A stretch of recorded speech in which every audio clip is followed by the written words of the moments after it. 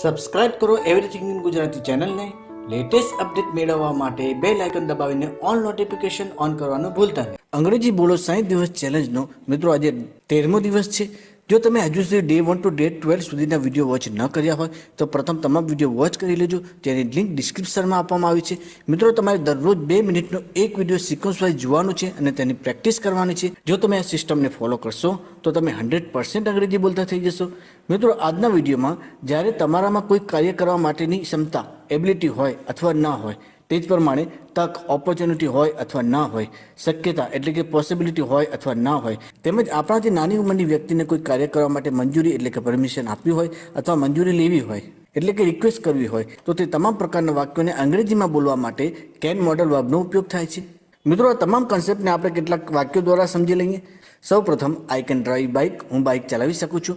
મિત્રો અહીંયા બાઇક ચલાવવા માટેની એક એબિલિટી દર્શાવવામાં આવી છે એટલે કે તમારામાં ક્ષમતા રહેલી છે કે તમે બાઇક ચલાવી શકો છો. તે જ પ્રમાણે can I operate your computer, શું હું તમારું કોમ્પ્યુટર વાપરી શકું છું. મિત્રો આ વાક્યમાં એક રિક્વેસ્ટ છે એટલે કે તમે તમારાથી નાની વ્યક્તિ પાસે જો કોઈ કાર્ય કરવા માટે રિક્વેસ્ટ કરવી હોય તો પણ તમે કેન મોડલ વર્બનો ઉપયોગ કરીને વાક્ય બનાવી શકો છો.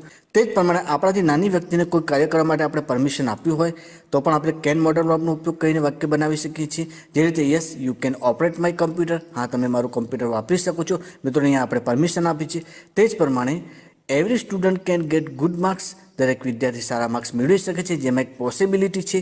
તે જ પ્રમાણે we can stay with my brother when we are in Paris, જ્યારે અમે પેરિસમાં હોઈએ ત્યારે અમે અમારા ભાઈ સાથે રહી શકીએ. મિત્રો આ વાક્યમાં એક ઓપોર્ચ્યુનિટી દર્શાવવામાં આવી છે. હવે મિત્રો એફર્મેટિવ એટલે કે હકારાત્મક વાક્યનું સેન્ટેન્સ સ્ટ્રક્ચર જોઈ લઈએ, જેમાં સૌ પ્રથમ સબ્જેક્ટ, ત્યાં પછી કેન, ત્યાં પછી વર્બની ફર્સ્ટ ફોર્મ અને લાસ્ટમાં ઓબ્જેક્ટ. મિત્રો આ સ્ટ્રક્ચરને આપણે કેટલાક વાક્યો દ્વારા સમજીએ. હું અંગ્રેજી બોલી શકું છું, આઈ કેન સ્પીક ઇંગ્લિશ. તે જ પ્રમાણે રમેશ સુરતની કોઈ પણ ગલી શોધી શકે છે. Ramesh can find any street in Surat.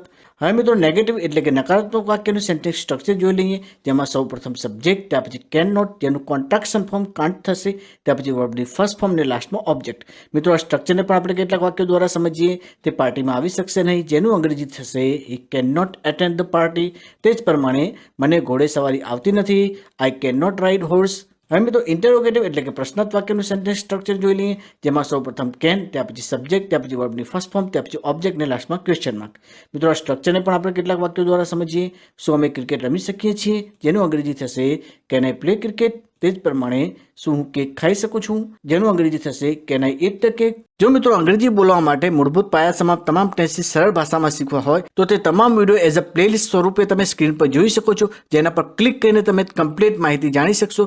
તે જ પ્રમાણે ડિજિટલ ગુજરાત સ્કોલરશિપ પોર્ટલ પર કઈ રીતે ફોર્મ ભરવું, કયા કયા ડોક્યુમેન્ટની જરૂર પડશે, કઈ સ્કીમ સિલેક્ટ કરવી પડશે, તેમજ તે અંગેના અન્ય ઉપયોગી વિડીયો એઝ અ પ્લેલિસ્ટ સ્વરૂપે તમે સ્ક્રીન પર જોઈ શકો છો.